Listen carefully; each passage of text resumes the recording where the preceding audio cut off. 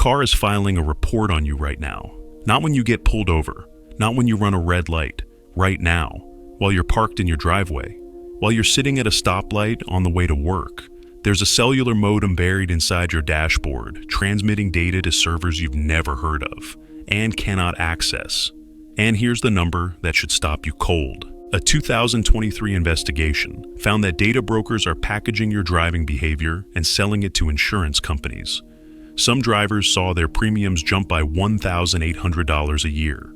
Not because they filed a claim, not because they had an accident, because their own car told on them. And here's the part almost nobody realizes.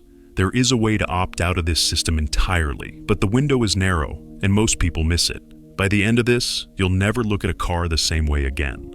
Let's go back to 2002 for a second. You buy a truck, a Chevy Silverado with a 5.7-liter Vortec Vards 8. You drive it, it drives. That's the whole relationship. Nobody knows how hard you brake. Nobody knows your route to work. Nobody knows you like to push it a little on the on-ramp. The car doesn't report on you. It just exists. Now, fast forward to today. You buy a new truck, same brand, same badge, same idea, at least on the surface. But underneath that familiar exterior is something completely different. A telematics module, a cellular connected computer, quietly running in the background. It's measuring your acceleration, your braking force, your cornering behavior, your seatbelt usage, your driving patterns over time. In some newer vehicles, even in-cabin interactions, like voice commands, can be analyzed and processed. And here's the part nobody explains at the dealership. You probably agreed to all of it. You've been there before, sitting in the finance office, a stack of documents in front of you. You've already been there for 2 hours. You just want to leave with the car, so you sign. And buried somewhere in those connected services agreements is a clause that allows your vehicle to collect and transmit behavioral data to the manufacturer, and in some cases, beyond that. And to be clear, this isn't illegal, it's contractual. A $1,800 insurance increase for driving the way you've always driven, and that's just the visible part. The real system is happening quietly, in the background. Here's who built this system. Major automakers, Ford, GM, Toyota, Stellantis, and alongside them, data brokers like LexisNexis Risk Solutions and Verisk. These companies specialize in turning raw behavioral data into risk scores, and those scores are valuable, especially to insurance companies. This isn't speculation. The U.S. Senate Commerce Committee released a report in late 2023 specifically naming these companies and describing this exact data flow. In the hearings, lawmakers referred to it as surveillance. That's their word, not mine. Here's how it works in practice. You're driving to pick someone up, nothing unusual, but your car is logging events, hard braking, rapid acceleration, sustained high speeds. Each event is time-stamped. That data is transmitted to the manufacturer's servers, then licensed or shared with a data broker, then processed into a driver profile or risk score. And that score can make its way into insurance pricing models. No phone call, no explanation. No moment where someone asks, "Is this okay?" It just happens. And while it sounds extreme, multiple investigations, including detailed reporting in 2024, have documented real drivers experiencing measurable premium increases tied to this ecosystem. And here's the uncomfortable part. Most people never even realize it's happening. But there is a way out. To understand the way out, you need to understand timing, because this only works if you land in a very specific window. Too old, and you sacrifice reliability. Too new, and you're back inside the system. The sweet spot sits right in the middle. 1996 to 2008. In 1996, OBD2 became mandatory.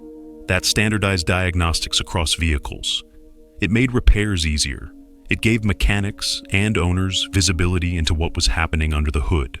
But it didn't connect the car to the outside world. No cellular modem, no always-on connection, no cloud integration. So, for roughly a decade, automakers built vehicles that were mechanically modern, but digitally isolated. No telemetry, no behavioral tracking, no silent data transmission. You drive the car. And that's where the relationship ends. Now within that window, certain vehicles stand out. Not because they're flashy, but because they're durable, simple, and widely supported. First, Honda Accord and Toyota Camry, late 90s through mid-2000s, 4-cylinder models. These cars are known for long-term reliability. Proven engines, straightforward engineering. Many examples have gone well beyond 200,000 miles with basic maintenance. They're affordable, easy to repair, and completely disconnected. Second, late 90s to early 2000s full-size trucks from GM, the pre-complexity era. Before advanced fuel-saving systems introduced new failure points, these trucks were built with durability in mind, simple, robust, and predictable. Third, the Ford Panther platform, Crown Victoria, Grand Marquis, Town Car, fleet vehicles, used by police departments and taxi companies for years. Designed to handle constant use, easy to service, parts widely available, and importantly, none of these vehicles were built with modern data infrastructure in mind. They don't transmit, they don't report, they don't participate in that ecosystem. Now compare that to today. The average new car payment is over $700 a month. That's thousands per year before insurance, maintenance, or depreciation. And layered on top of that is a system quietly collecting data that may influence how much you pay to insure that vehicle. So, how do you actually find one? Start with private sellers. Platforms like Facebook Marketplace can be useful, but the key is avoiding dealership markup on lower-cost vehicles. Private owners often have maintenance history, receipts, and a clearer story behind the car. When you go to see one, look for simple indicators. A physical key. No push-button start. No large touchscreen interface. Analog gauges, mechanical controls. These are signs you're looking at a vehicle from a different technological era. Then check the basics. Look under the oil cap for buildup. Watch the exhaust for smoke. Listen to the engine when it's cold and when it's warm. Take a few minutes to run the VIN through publicly available databases to check for common issues. This isn't about finding something perfect. It's about finding something honest. A car that does exactly what it's supposed to do and nothing more.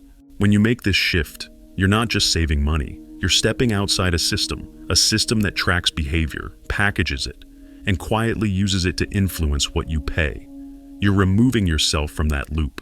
If you want to stay ahead of systems like this, the ones built quietly into everyday products, subscribe. Because the car industry isn't unique, the same model is showing up in homes, devices, and services all around you. Different product, same pattern. And once you see it, you start seeing it everywhere.